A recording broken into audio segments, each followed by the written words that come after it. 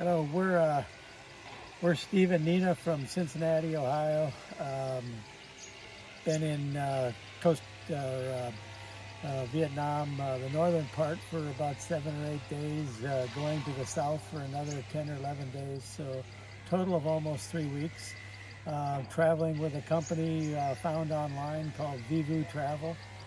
Did a bunch of research and found them to be mentioned in a couple other websites and blogs, and started the process. Started it with Kim Dung, who works in the office. Very helpful. Told her what we wanted to do, kind of where we wanted to go, and they set up a journey for us for, like I say, almost 3 weeks.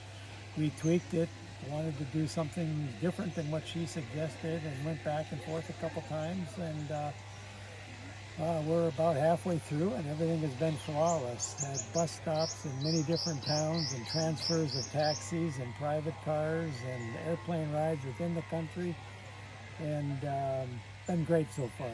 The payment process has been was very easy. We gave them MasterCard over the phone. There's a 3% surcharge, but there's ways to do it where you don't pay anything.